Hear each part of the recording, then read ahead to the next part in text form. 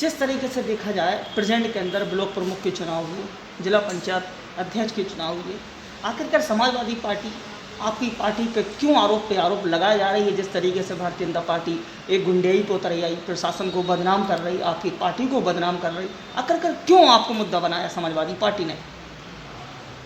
पिछले 4 वर्षों में माननीय योगी जी के नेतृत्व में जो उत्तर प्रदेश की सरकार का कार्यकाल रहा, जन कल्याणकारी जो योजनाएं रहीं, माननीय योगी जी की योजनाएं, जनहित की योजनाएं, कोरोना का कार्यकाल, ये सब जनता ने जो देखा था और जनहितकारी जो योजनाएं गांव-गांव तक पहुंची थी, जन जन तक पहुंची थी, गरीबों तक, मजदूरों तक, किसानों तक, उन सब का परिणाम था कि भारतीय जनता पार्टी के बारे में कहा जाता था कि ये शहरी पार्टी है। उस मिथक को तोड़ करके एक एक गांव में जिस प्रकार से ग्राम प्रधान और हमारे ब्लॉक प्रमुख चुने गए हैं, उस सबसे समाजवादी पार्टी घबरा गई है। समाजवादी पार्टी जब सत्ता में रही, उसने सत्ता का भरपूर दुरुपयोग किया। पुलिस प्रशासन के दम पर अपने ब्लॉक प्रमुख और जिला परिषद अध्यक्ष बनाती आई है। आप लोगों ने पिछले शासन में उनके देखा होगा, उनकी वही सोच है, उनका वही आधार है। भारतीय जनता पार्टी ने कहीं भी प्रशासन का, पुलिस प्रशासन का कहीं उपयोग नहीं किया। हाँ, इस बार निष्पक्ष चुनाव हुए हैं, उनका भी साथ पुलिस ने नहीं दिया, हमारा भी साथ पुलिस ने नहीं दिया। और जो जन कल्याणकारी योजनाओं थी, उनका जो हमारे मुख्यमंत्री जी का जो काम था, भारतीय जनता पार्टी का जो 4 वर्ष का शासन का परिणाम था, उस सबसे प्रसन्न होकर के गाँव में भी भारतीय जनता पार्टी ने अपने पैर जमा लिए हैं। इस सबसे घबरा करके वो अनर्गल आरोप भाजपा पर लगा रही है और सरकार पर। देखा जाए चिरगांव के अंदर आपकी पार्टी के कार्यकर्ता हाथों में डंडे लिए थे, आरोप लगा रहा है कि आखिरकार ये डंडे लेकर जय श्री राम के नारे क्यों लगा रहे थे, इसमें क्या रीजन है? वहाँ मैं स्वयं उपस्थित था। एक भी कार्यकर्ता के हाथ में एक भी डंडा और पत्थर नहीं थे।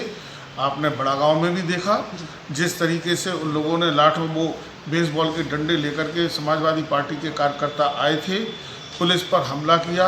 उसके बाद वो पूरा गिरोह के रूप में इकट्ठी संख्या करके चिरगांव पहुँचे और चिरगांव में भी पुलिस की बैरिकेडिंग को तोड़ करके अंदर घुसने का प्रयास किया। मैं स्वयं उपस्थित था।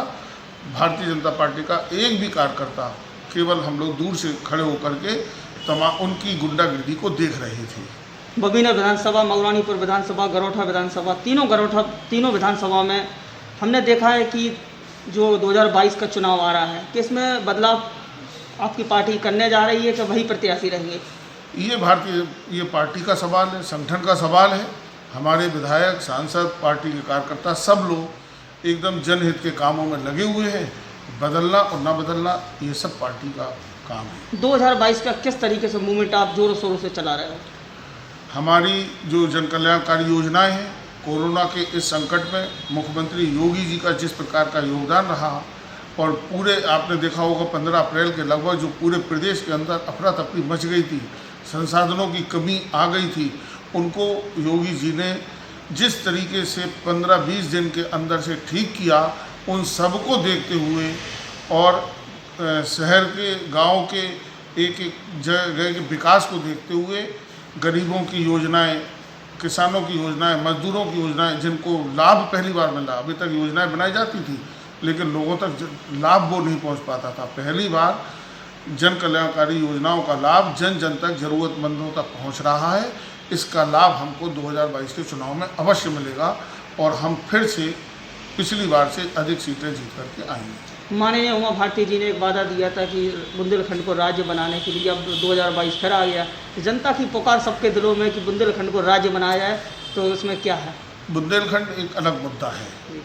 इसमें भारतीय जनता पार्टी की हमेशा से सोच रही है कि छोटे छोटे राज्य होना चाहिए। बुंदेलखंड चूँकि उत्तर प्रदेश और मध्य प्रदेश 2 भागों में बटा है, इस संबंध में प्रयास चल रहे हैं। निश्चित रूप से आगे कहीं सकारात्मक परिणाम आएंगे। ठीक।